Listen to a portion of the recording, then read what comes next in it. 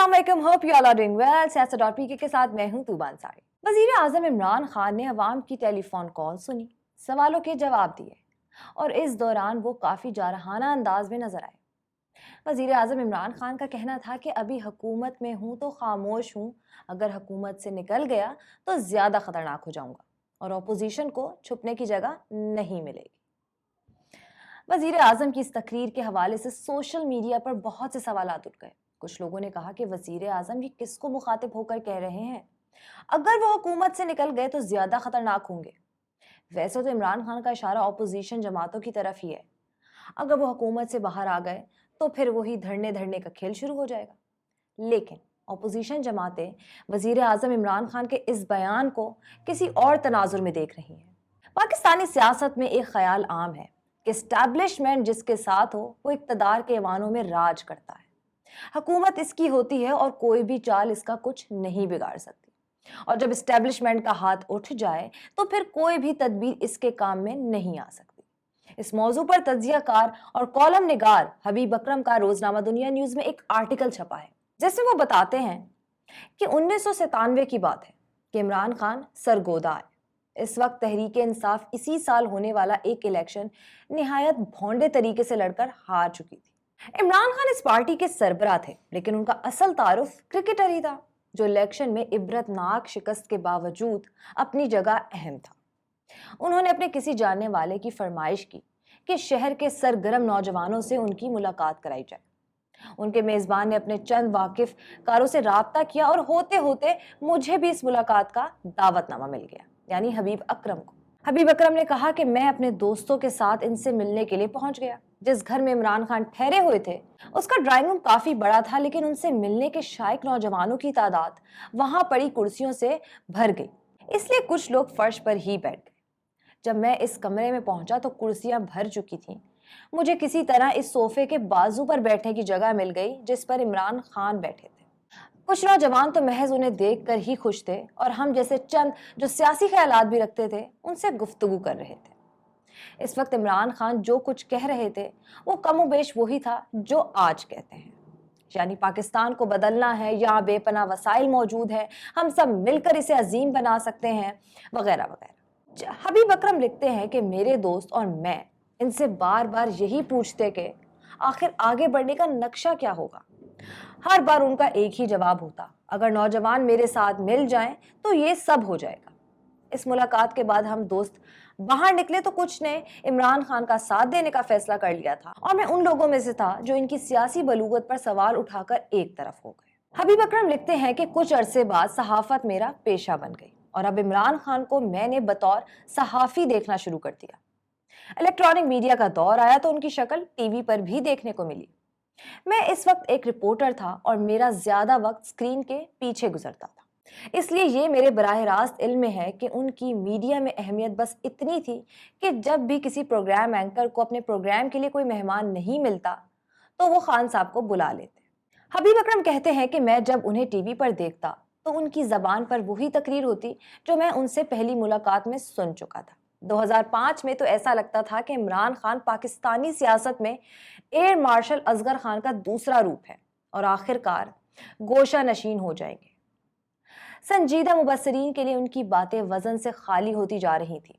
मैंने कई बार लोगों को उनका मजाक उड़ाते सुना और किसी हद तक ठीक ही उड़ाया जाता था कि तहरीक इंसाफ की कौमी असम्बली में एक सीट थी, लेकिन वो जो कुछ कह रहे थे उसे अमल में लाने के लिए जो कुछ चाहिए था वो उनके पास नहीं था। बस एक हारून रशीद थे उस जमाने में जो अपने कॉलमों में उनका जिक्र मुबालगा आमेज तारीफ के साथ किया करते थे। वो नवाज शरीफ के साथ एक इत्तेहाद का हिस्सा भी बने, मगर 2008 के इलेक्शन का बायकाट करके उन्होंने खुद को मिली अहमियत से भी हाथ धो ली।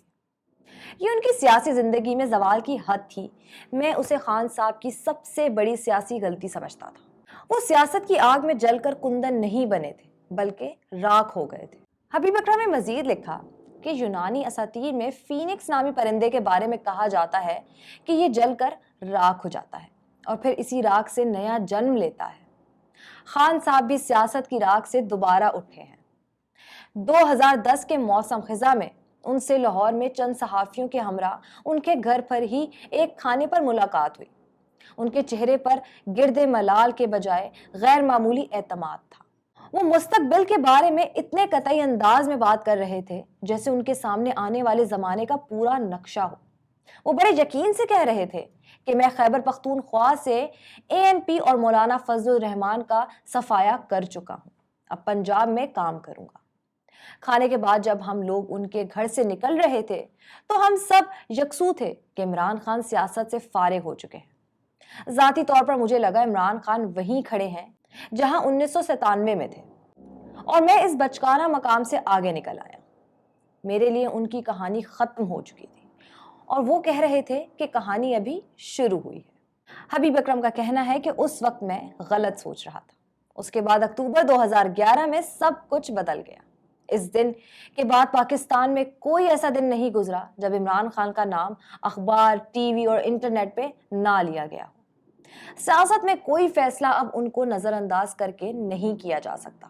اس کے بعد جو ہوا اور عمران خان نے جو کیا اس پر ہزاروں لاکھوں اعتراض ہو سکتے تھے، مگر اکتوبر 2011 تک یہ صرف اور صرف ایک شخص کی جدوجہد تھی۔ وہ مذاق کا نشانہ بنا، اس نے لوگوں کی باتیں سنی، اس نے جو منصوبہ بنایا وہ الٹا پڑا۔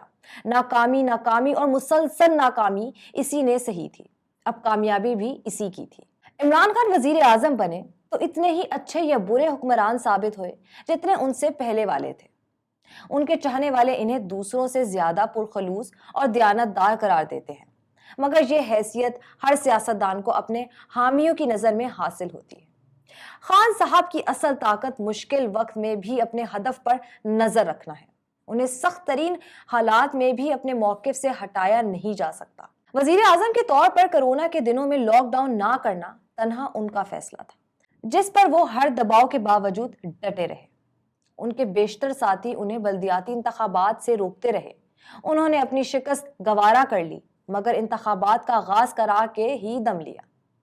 اسٹیٹ بینک کو خود مختار بنانے کا فیصلہ آج تک کوئی وزیر اعظم نہیں کر پایا، لیکن انہوں نے بدنامی مول لے کر یہ بھی کر دیا۔ ظاہر ہے ان سب اقدامات سے ان کی مقبولیت کو نقصان پہنچا ہے، پھر بھی یہ کسی کو نہیں بھولنا چاہیے، یہ وہی عمران خان ہے جن کی زندگی شکست سے بھری پڑی ہے اور جنہوں نے شکست میں سے ہی فتح کشیدگی کی ہے۔ تجربہ بتاتا ہے کہ ایسے آدمی کو کسی چیز کے چھن جانے کے خوف میں مبتلا نہیں کیا جا سکتا۔ ایسے لوگوں کے لیے جدوجہد ہی کھیل کا اصل نام ہے۔ اس لیے جو بھی سیاسی اور غیر سیاسی صاحبان عمران خان کو اگست 2023 سے پہلے اقتدار سے نکالنے کا سوچ رہے ہیں کہ جو آدمی بے سر و سامانی سے وزارت عظمیٰ تک پہنچ گیا ہے وہ جب نکل جائے گا تو کیا ہوگا۔ نکالنے والوں سے تو بے نظیر بھٹو اور نواز شریف نہیں سنبھالے گئے تھے، عمران خان کی تو کہانی ہی اور طرح کی ہے۔ یہ تو حکومت میں آنے سے پہلے کسی سے نہیں سنبھالے گئے، زبردستی نکالے جانے کے بعد انہیں کون سنبھالے گا۔ جی ناظرین، یہ تھی حبیب اکرم کی رائے عمران خان کی اس سٹیٹمنٹ پہ کہ مجھے اگر نکالو گے تو میں اور خطرناک ہو کر آؤں گا۔ آپ کی کیا اس میں رائے ہے؟ ہمیں کامنٹ باکس میں بتائیں۔ شکریہ۔